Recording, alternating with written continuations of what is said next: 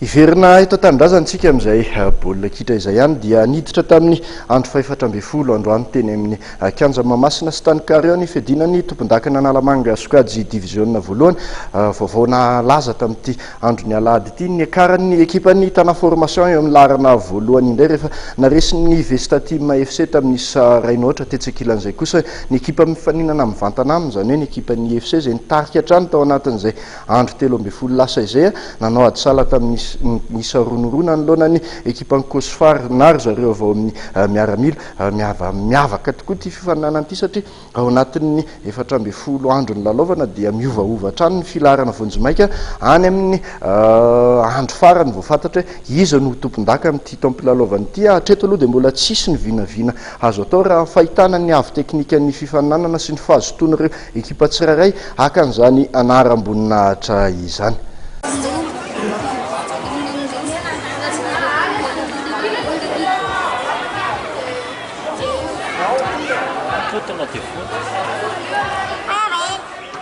Miovaova hatrany ny filarana Vonjimaika amin'ny fiadinan'ny tompon-dakana Analamanga taranja baolina kitra Sokajy diviziona voalohany. Tranga izay mampiseho ny ahavon'ny fifaninanana. Taorian'ny andro faefatra natao androany tetsy Mahamasina sy tany Karion ary dia niakatra eo amin'ny laharana voalohany indray ny ekipan'ny Tana Formation rehefa nisongana ny ekipan'ny IFC.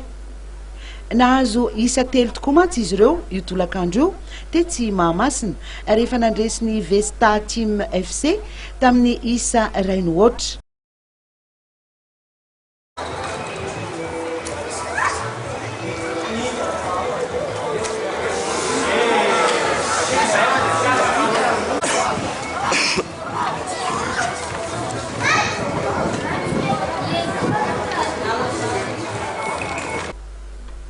Nanao ezaka goavana araka izany ty ekipan'ny Tana Formation ity iakarana eo amin'ny laharana voalohany Vonjimaika na dia mandalo fotoan-tsarotra aza amin'izao fotoana izao.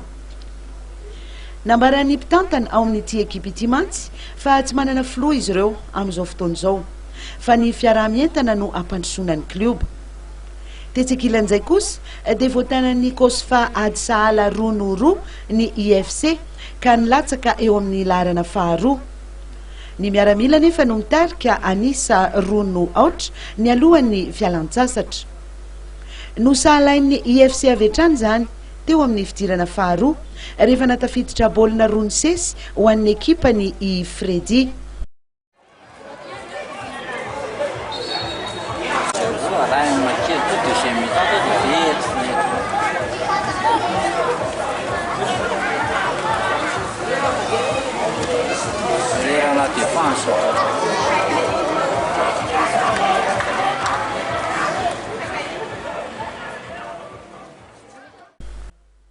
Toy izao ireo vokatra hafa. LGCO Plus nandavy COSPN tamin'ny isa 2-0. Ny ASDMA kosa nandresy ny STK Akadimbahoaka tamin'ny isa 2-0 ary ny Mama FC nandavy ny Ezami tamin'ny isa mavesatra dia mavesatra 5-1.